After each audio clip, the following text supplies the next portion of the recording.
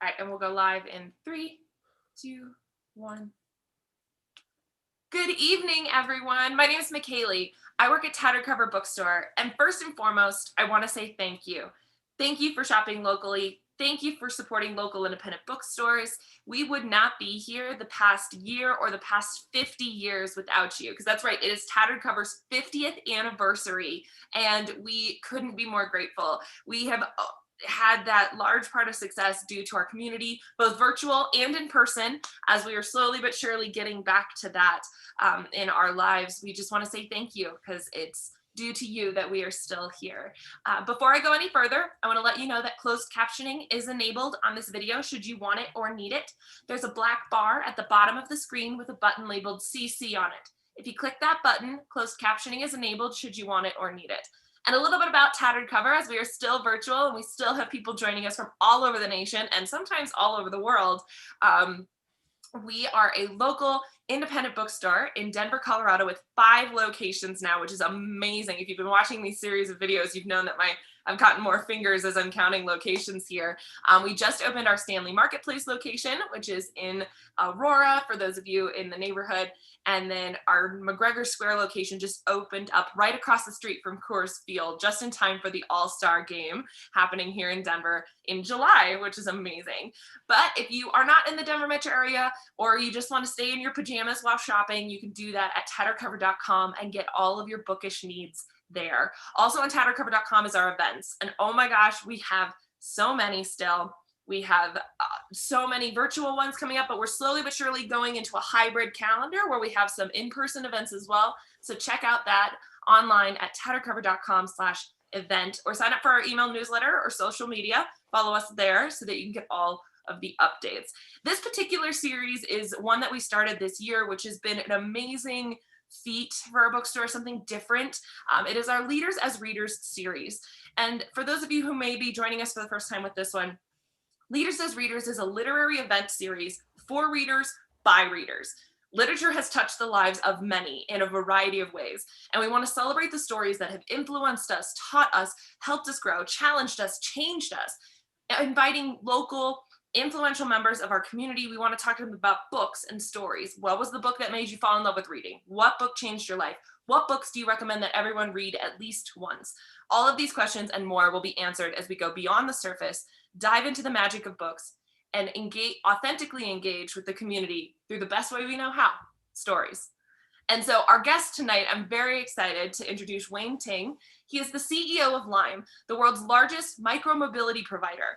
Prior to joining Lime, Wayne spent nearly 5 years at Uber in various roles, including chief of staff to, I should have asked how to pronounce her name, to Dara.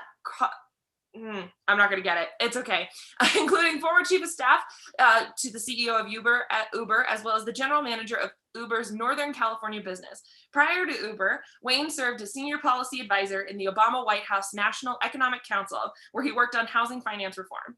He's a former McKinsey BA at the New York office, and he's the co-founder of campusnetwork.com, the first college-based social networking site that started 6 months before Facebook. He's a graduate of Columbia University and Harvard Business School, and we're honored to welcome Wayne here tonight. I'm going to turn the camera around so that we can all see him. Hello, sir. How are you? Hi, McKaylee. I'm doing well. And that's Dara Khosrowshahi. For those of you, my former boss, a very, very good man who ran Uber after the CEO transition. I appreciate you saying that. I was going to ask you, that was going to be my first question, because I always want to try and honor somebody with their names, as we were talking about earlier, how you pronounce names. And I was like, I will butcher this. So I appreciate it. My reading disorder doesn't help when it comes to that either. But Wayne, it's so nice to meet you. Thank you for joining us from San Francisco here. As from your bio, you have this wonderfully extensive resume, which we'll get into in various ways here. But I want to start at the beginning. When did you first become a reader? Was it something that happened early on in childhood, or did something that hit you later in life? When did you start? Yeah, I read a lot as a kid. Of course, I think as a kid you're reading different things that over time it gets more complex. But I grew up part of my childhood in Taiwan, and I moved to this Lincoln, Nebraska when I was 9 years old. And so my reading, I think in some ways is maybe less um, maybe different than folks who grew up in a single culture, because until I was 9, I didn't really know how to speak or read English. Yeah. And so much of my early childhood, I remember reading in both languages. That's um, amazing. and That's awesome. and at some point, of course, my English became significantly better. But a lot of the early readings that I did was, actually, I read a lot of Chinese novels. There's this Chinese author called Jing Yong who did like a bunch of arts novels that I remember I would read a lot as a 12, 13, 14-year-old. I think he's a Hong Kong writer who was the best-selling Chinese author. And then of course later on it became more focused on probably political history, as I became more interested in American current events. But it's always been a big part of my life. And both my parents were professors. And so I've always grew up watching them do a lot of reading. And it's always been a big part of my family's upbringing as well. So can I ask what your parents were professors of? Yeah, of course, my father is a sociologist. My father taught at Kansas State, and then moved to Taiwan, and taught at Taiwan National University. My mother is actually a PhD in education, and so she's a dean of a college, and she focuses a lot on how do we teach. There's a whole study around teaching, and that's what she studied. But she got her master's in computer science, so a lot of her teaching is around how do we break through, and what's an effective way to teach programming to kids. And so it's a very I remember growing up, and because all my parents' friends were PhDs, I remember growing up thinking everybody must have a PhD, and then realizing later that like nobody has a PhD, just that my parents' friends did. Yeah. So Well, I mean, that's amazing though. And as somebody who my grandmother, mother, and sister are all teachers, and my mother-in-law too, it that is, education is so valuable and so important. And I love the idea of studying how do we teach, not just teaching. That's amazing there. And so when it came to that household that is very cerebral and, obviously valued education, where did that bring you into your teen years when you talk about the transfer of languages? What did you read when English necessarily never became your dominant language, but like when did that transfer happen with stories that were a little bit maybe more mature, or before you hit college and really started hitting the academic books? yeah, I remember being very interested in historical books. I think early on I probably read more fiction and nonfiction, but very quickly I gravitated towards nonfiction books. And I think a book that for me was really formative is The Guns of August by Barbara Tuchman. And it's a book about August 1914, the first month into World War One. And I remember I had heard about it because it was John F. Kennedy's favorite book, and he had given it to his cabinet ahead of the Cuban Missile Crisis. And I remember reading it and being fascinated by the fact that she was trying to write a whole story about World War One by focusing on a single month of events, because the central question to her was how do we make the series of mistakes that led us into a war that is so devastating, 20 million deaths that lasted multiple years, that engulfed most of the world, and the mistakes and the hubris, and the self-confidence, all those things that led to it was what she focused on. I remember reading that book and getting a real sense of, oh wow, like what the potential that someone could take just some months of events to extrapolate something much bigger, to explain a series of events. But also I felt like a lot of the things that in that book are true, even not in the context of war. I think a lot of the things that she talked about was the miscalculation. Everybody thought it was going to be a short war. Everyone thought they were going to win. Everyone thought they knew the tactics going to be used were going to be based on the last war, and none of those things were true. And all the trench warfare came out of World War One, not known at the beginning of the war that's what war was going to go to. And I remember this is probably my late teenage years. It's probably one of my first books that's a little bit more serious, and thinking to myself, wow, like there's a lot here. And in finding myself reading much more variety of nonfiction books, historical books, memoirs. And I remember Barbara Tuchman's Guns of August was really for me a book that was like, okay, I get how history can inform today, and history can inform my own thinking and my own development as a person. That's that's so interesting. I love the idea of her going back and just studying like the early mistakes of it. Like that's a huge like I'm sorry. I'm fascinated by the idea that now being able to go back and see what were the mistakes that led into that, or the arrogance or the hubris, that led them to make those mistakes, is very fascinating. But I'm sure that you were able to apply some of that logic and problem solving into your life as you went to Harvard and Columbia. And to me, I think that that's interesting that that book was still so formative. Did you have any other books that maybe helped turn you more towards a business mind or a business model, as that went, rather than the PhD model that your parents made? Maybe not a historian. Was there a fork in the road there in your life? Yeah, well, on the point, it's what is incredible. I think even if I when I as for this, I went back and I flipped through the Guns of August, and how much the conversation in the lead up to the war since, the conversations that we would have about Lyme, and sometimes you do things because you're confident about yourself, and that confidence very much oftentimes becomes a blind spot, and you're not always honestly assessing the risks. I think, but you're correct, but when I think about the books that I read a lot more in my college years, and also at this point, I would be remiss to not say, at college, I was very, very good friends with Kwame Spearman, who of course is the CEO, co-owner of Tattered Cover. I've heard of him. Yeah. And, and Kwame is a dear friend and somebody who, I spent so much time in college, and we've stayed very much close in touch in those years. But in college, Kwame and I were on student council together. We actually ran for student council together. I think both of us were students of history, and I think we took classes together. And I think a lot of the things that I've read in those years, for example, I love Robert Carroll. I actually met Robert Carroll at it was like a fundraiser, and I was like a college volunteer at a fundraiser, and Robert Carroll came up, and I actually know what he looked like, but he signed Robert Carroll, and I was like, "Are you the Robert Carroll?" From the Power Broker and the years of Lyndon Johnson. And I remember thinking at the time, this is like 20 years ago, that man, Robert Carroll is really old. How is he gonna finish the series? And he's put out many books since, but books like that where people are exploring successful people who history have said and deemed as important figures, but it does a really good job of seeing not just the places where that makes them successful, but all of their flaws. I think when you're young, you see stories of kind of good people and bad people, winners and losers, and greats and failures.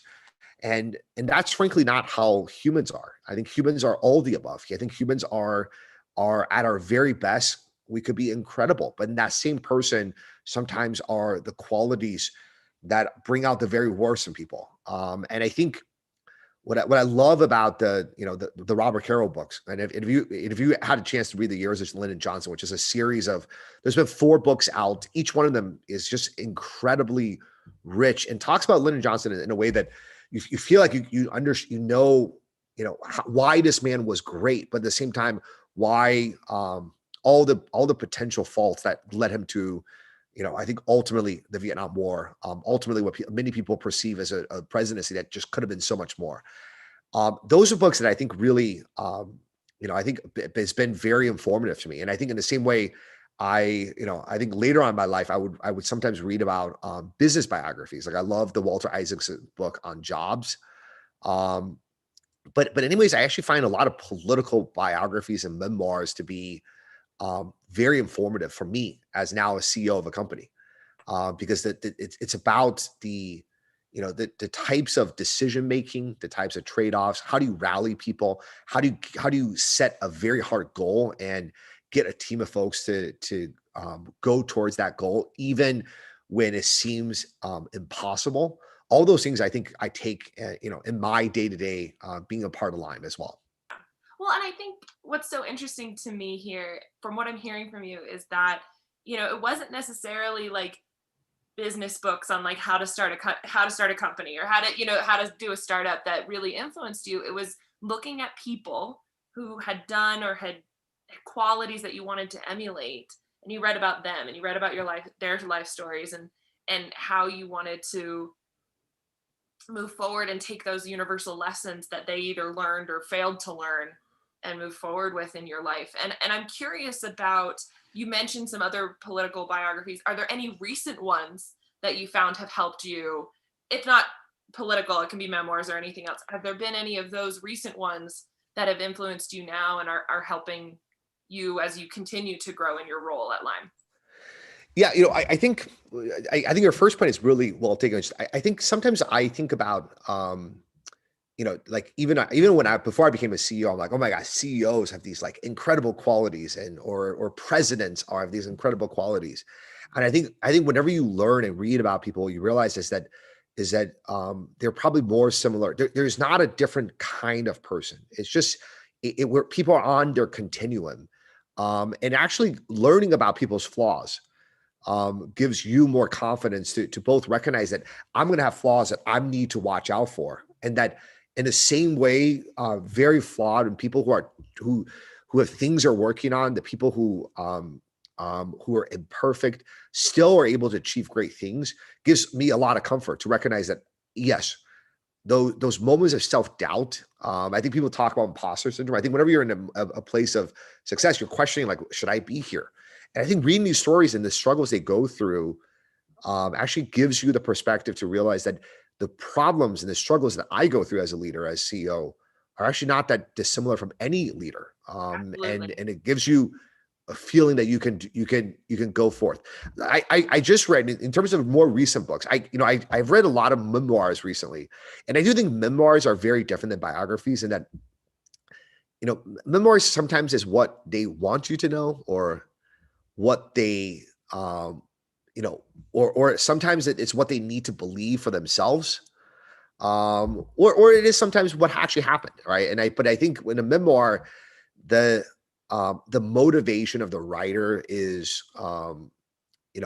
so much. You have to constantly think about their own motivation, especially if they're trying to write for posterity. So I recently, I had an incredible opportunity to work in the Obama White House, at the National Economic Council, and I read, I'm such a huge fan of the former president, and I read A Promised Land. I read Michelle Obama's Becoming, and I do think, like, when I was reading A Promised Land, and just and it's interesting how it ends after it doesn't even get to the second term. Oh, it's supposed to be It's 4 books. It's supposed to be 4 volumes. Is this amazing, yeah. promise that it's 4 volumes is what we've got coming. So But even that to me is always fascinating, because I think there is a great story oftentimes doesn't include every detail of everything that ever happens. But if you're trying to set the record straight, maybe you do include. I found A Promised Land at times quite a little tedious at times, versus the former president's earlier book, which were so much more literary. A Dream from My Father was such a incredibly well-written book, but you read A Promised Land, it felt like he was almost going back and trying to settle score on a bunch of old stuff, make sure that his side of the story comes out. At the same time, I think the first term especially was a heroic term, and a term that prevented a Great Recession, a term where a lot of good things were done, including Obamacare. But at the same time, it was also a term where maybe you could make an argument that more could have been done. That at the moment we were still living in this the legacy of this idea that small government is right, and we had a lot of the folks who were in the White House who have fought in the Clinton years, where the politics was much more conservative, and you would say you had 60 votes in the Senate, and why wasn't perhaps even more accomplished?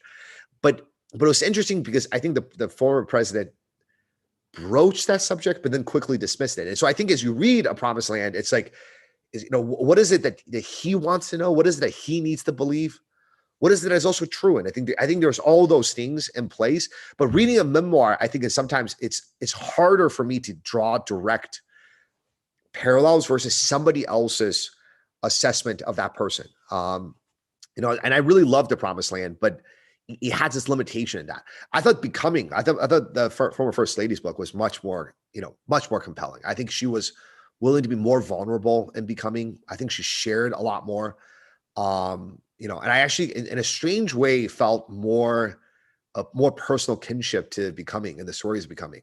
Maybe that's why Michelle outsold Barack. Maybe. Well, that and Yeah. hers was a lot shorter. But let's be real. I think it has something to do with it. Yeah. We were honored enough to host her in 20. Really? Oh my God. Yes. That is incredible. Yes. For someone who did not work in politics, the fact that I have a picture of me and Michelle Obama makes me very happy. But yeah, we got to host her for that event. And, I wanted to ask you, if you don't mind, I hear so many people listened to those books, listening to them read it. Did you listen to it, or did you actually physically read the book, audiobook or book?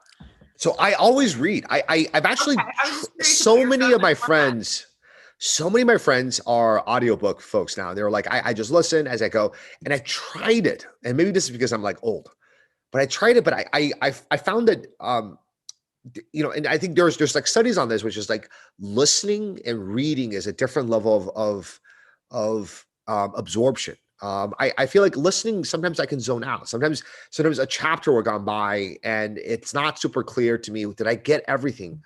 But when I read and how the words come together, I feel like I get a different understanding. I've tried to listen to a couple books, but I always read. I am a digital reader. I think the That's physical okay. book is, I just run out of space. I think I'm sure a lot of people were like, only one of like 8, it's like at least 12 in our house. So I get it. yeah, but I certainly think that, like a book that I love, this is actually something that's funny because especially in an era of Zoom, I realized when we're doing Zoom, people have books behind them. So I went back and I looked at like the books I love, and I went and bought physical copies of them so I could put it in a bookshelf. Because I had like nothing on the bookshelf, but I'm a reader over a listener, and I do wonder this like rise of audiobooks. How is that going to change our relationship and our connection to books? Because I at least for me, it's harder for me to understand and get that deeper connection. And I think fiction especially hard. So I think the fiction writers oftentimes you're just each sentence you're struggling with these sentences and these subtleties. If it flies by in 15 seconds, could you pick it all up? I truly struggle with that. No, I'm very picky about what I read versus what I listen to. And for me, I completely, and I work at a bookstore, so I completely understand the love of actually reading the books down. But I love that people talk about the way in which they consume stories, which might be another reason why I find your mom's PhD so fascinating about like how do we read, not just what we read, is also very interesting as well. But I do want to also mention to you that I had a book recommendation as you were talking about the biography. Oh, please. So Yes. we had an author recently, Ronald White, who wrote Lincoln in Private. And it is about, I want to get the full subtitle, but it's a book about where he compiled private unfinished writings of Lincoln's that are verified and everything. But it was this idea of like, what did Lincoln write on a napkin? And how does that show us who he is? And I thought that just knowing what you've said so far, that you would find that one particularly fascinating. But it's by Ronald C. White, called Lincoln in Private. I will definitely read it because I do think one of the best political books or best book on leadership is Doris Kearns Goodwin's Team of Rivals. It's almost overquoted at this point, but like I think like now like I think it's kind of tried to bring it up, but it's such a great book. And I think one of the hardest things when you lose, or where you win is to bring folks together who are once maybe a short-term enemy or a short-term rival. And I love the way she constructed that book where, not only are you learning about Lincoln, but you're learning about all these casting characters and the time and how the cabinet really was what informed who Lincoln was. Like his ability to both bring people in, but also give people the space to excel underneath him is what allowed him to be successful.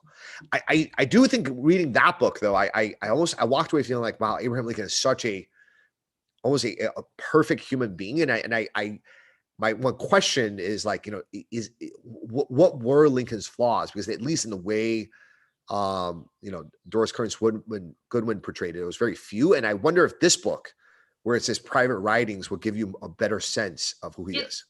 Ronald is much more critical, and it's still Hmm. like, even in the subtitle, it says something like letters of musings from our greatest president or something, right? So that he's still very highly revered in the book, but it was very interesting to look at what did he mumble to himself, and again, just thinking about when you talk about the flaws of a human being and how they went, what did they go through? Because while we may have this perfect persona and history has forced us to look at him in this certain way, what did he think of himself, which was very interesting. So well, now I won't keep recommending books. I want to hear about your recommendations. No, I actually would love. I mean, you clearly do a lot of great reading. So if there are books along the way, I actually just wrote it down to remind myself. In fact, I should actually come by it from Tattered Cover, because I do think your first point is so important. Like supporting local businesses, supporting bookstores, supporting your local bookstore is so important.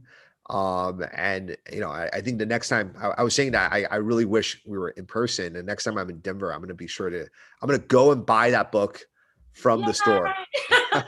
Well, thank you. And you can always ask us for recommendations. We're always happy to give them as booksellers here. And so I want to ask you, we only have a couple more minutes before we end here today, but I want to ask about fiction. And if, we've talked a lot about what nonfiction's books have done for you, and memoirs and biographies, and how those have shaped you as a human. Do you have any of those same types of books that have helped you and influenced you, but are fiction?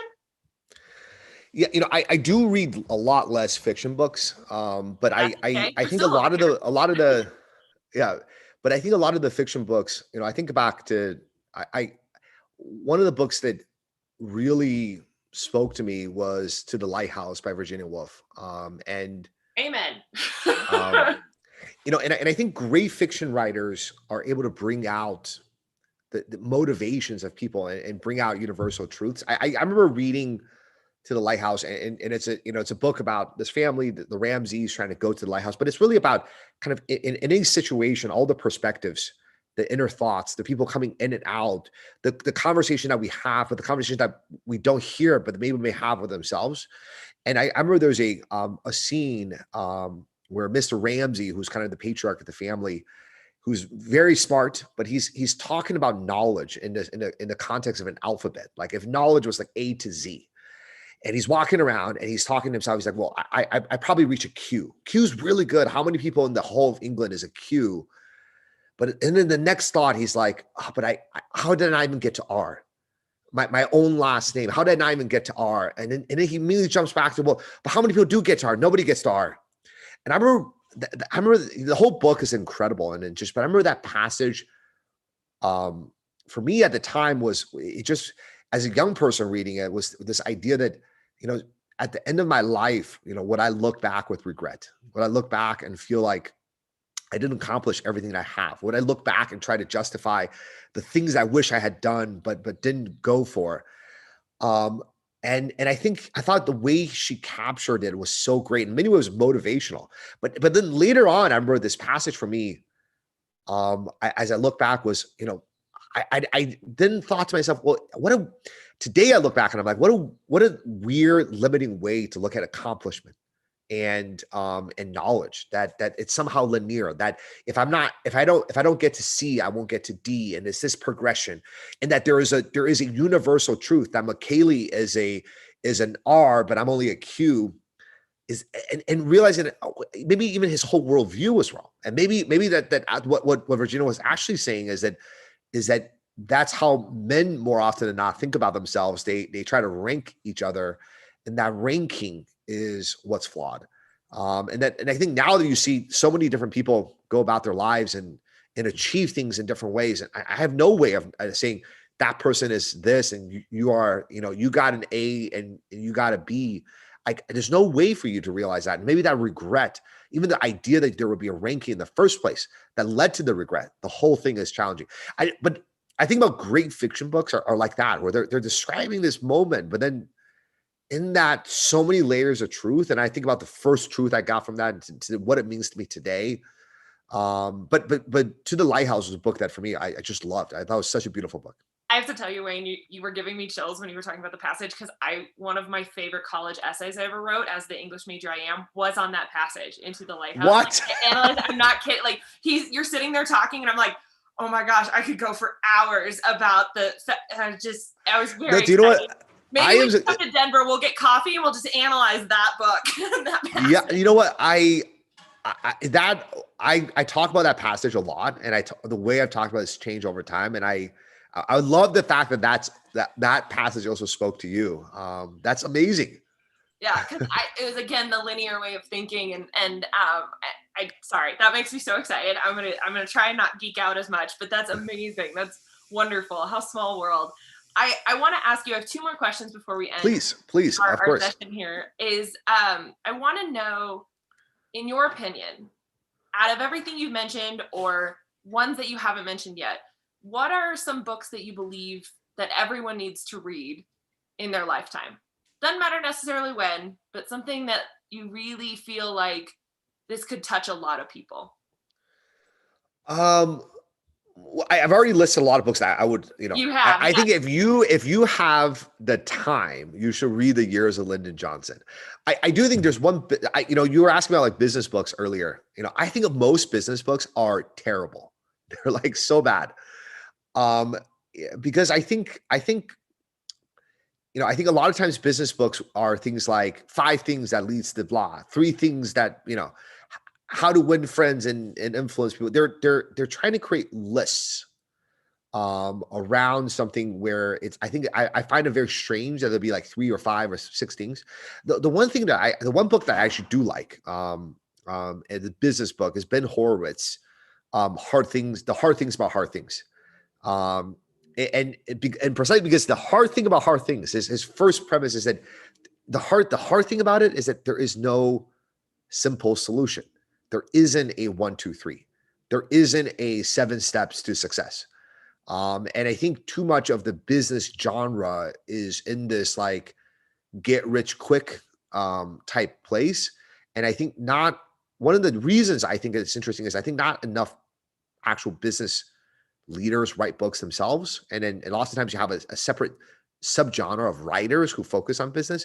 But what I love about Hard Things About Hard Things is, so much of it is about understanding ambiguity of starting a business and a challenge. I think I think one of his first point was, talk about the bad stuff. Like I can't remember the exact quote, but it's like CEO should be shouting about the bad stuff. And I remember when I first became CEO, one of the things I thought was I should have all the answers. I should look like I'm in charge. I should look like I am, super smart. And so many CEOs pretend to be that and want to be that. But by doing that, what you're not doing is getting enough opinions about the things that are not going well. When you do that, what you're not doing is getting people buy-in to get through a tough patch. Because I can't ask you to come on a journey with me if I haven't told you it's about to get really, really hard. And when you don't do that, when things actually go badly, you oftentimes feel very alone. You get more isolated. I think great CEOs actually highlight and articulate the hardest problems they face. They highlight and articulate the things they have less confidence on, so they can invite more opinion, they can invite more debate, they can invite more challenges, because there isn't a 1, 2, 3 step to solving things. And so I think about that book as a good book, as somebody who actually went through starting a business, almost failing out of business. He'd also talk in that book about, wartime and peacetime. I think, they're at our very best, I think great leaders, great CEOs should be magnanimous and open to lots of debate. But there are moments where you have no room for error. Decisions need to be made quickly. And as a CEO, you may act more dictatorial. And I think about, he was talking about a moment where they were about to go bankrupt. And I think about certainly this year where we just had to make a lot of very hard choices as a company. Those are the moments where you may need to take a different tactic and be much more decisive because every second matters. And in the middle of COVID, I know so many companies had to make hard choices, and we had to as well.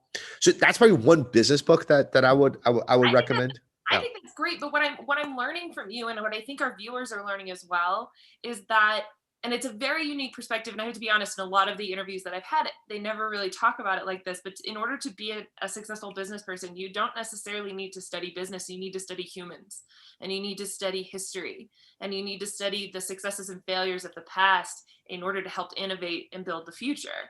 And that's something that, like I said, makes a ton of sense when we say it out loud.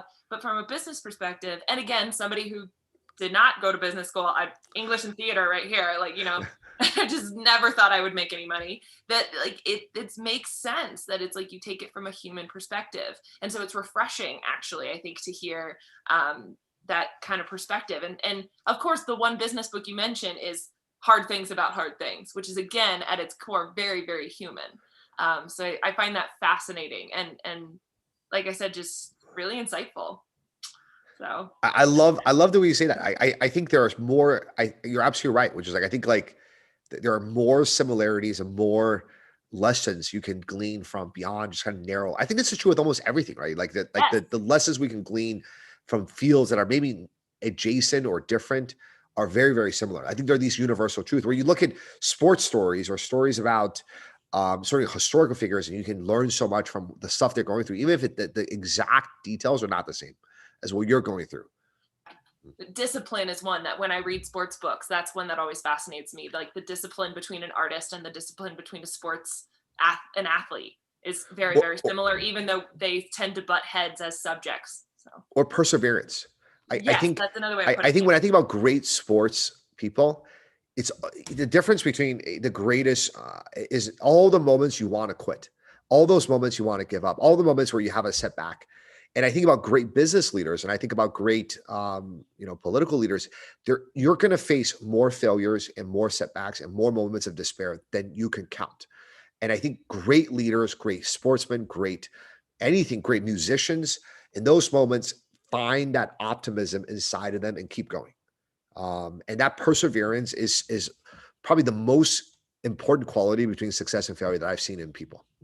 Absolutely. Well, we've gotten a fabulous list from you, and this has been, like I said, a very amazing conversation. I really very much want to meet you when you come to Tattered and when you come to Denver. I have to ask though, what are books that you cannot get away without mentioning before we end this interview? Like, what is your last ditch? Like, I will never forgive myself if I don't mention this title before we end today. Well, I'll say I think there's a whole set of books that I love reading that I'm actually not sure if it's still a good read, but I was so fascinated by the Great Recession, and that's when I went into the government and worked in economic policy. But I read there's a whole host of books from people who were present at that moment. I do think the best kind of overall book is probably Too Big to Fail by Andrew Ross Sorkin. But then Hank Paulson wrote a very good book, um, um, you know, uh, on the brink about his time, and then Tim Geithner wrote a book about stress tests. I think there's a bunch of books around that time, but I think about crisis brings out great things and the worst things in all of us. And I think there was a bunch of books from different perspectives about how they were dealing with that crisis that I found super fascinating. Can I say one more book? Maybe I'll end with a fiction That's what book. the last minute question is for. Yeah. Is like, oh, I thought of this one. I really love, and this is like everyone's read this, but I love Love in the Time of Cholera by Gabriel Marquez. That's still a great book to mention. It's still a great book to mention because some people still haven't discovered it. In the world where there's so many, you have to sometimes still mention it. That's awesome.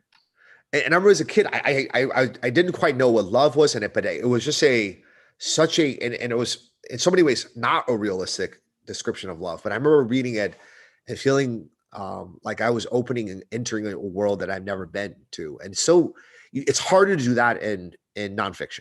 And I think just Gabriel Marquez's ability to take you places is so wonderful. I read 100 Years of Solitude in school, and that's what introduced me. Love. So I read Love in the Time of Cholera on my own because nerd. But it's wonderful that you mentioned that other aspect as well. And some things that fiction can do and what nonfiction can do. but in the end, it's what stories can do and what books can do for us. And that's an amazing note, I think, to end on. Wayne, this has been a pleasure, truly. Thank you so much for your recommendations. Thank you for your time. I want to give you a chance to remind people who you are, where they can find you online, and anything else that you want to say before we close out this evening. Sure. So I'm the CEO of Lime. We're the world's largest scooter e-bike business, and if you think about, I think our mission is to really transform transportation. I think too much transportation is the biggest source for carbon pollution in the world. In the world, and the only way we're going to truly solve it is not going electric, because electric cars are just as heavy and oftentimes consume just as much energy. We got to go lighter. And if you look at the cities that have really solved it, they've gone to more bikes and scooters and lightweight transportation modes. And this is our dream. We want to bring forth a new transportation alternative that is cleaner, greener, more affordable, and safer. And I am really excited that we actually are one of the 2 providers that is serving Denver. We love Denver. And I think if you have a chance and haven't had a chance to try, I really do hope people take a chance. Drive less. Walk more, take public transit. And if you got to go a little further, try our e-bikes and try our scooters. We don't have a lot of time to make an impact on this climate catastrophe. And the biggest thing we do typically in our own lives that contribute to the climate crisis is transportation. And small changes can make a big difference. Absolutely. And as someone who has ridden Lime scooters several times before the pandemic, because I live too far south for me to really use them. But during the pandemic and where I work, I used them all the time. Even if we just needed, like, an author wants a specific kind of drink, I can't tell you how many times I've jumped on a Lime scooter and gone to 7-Eleven, gotten the drink, and come back. So it works out great. Thank you for what you do, and thank you again for your time. I'm McKaylee with Tattered Cover Bookstore, and I just appreciate you all so much. We do at Tattered Cover as well. Supporting local businesses and local communities means more to us than you'll ever know. Wayne, if you'll hang out while I just close us out here. This has been Leaders as Readers with Wayne Ting, the CEO of Lime. And you can get his full list if you registered. We will email it directly to you. You can find it on our website at tatteredcover.com starting tomorrow morning. Stay safe, everybody, and happy reading. Good night, all. And we're out. Awesome.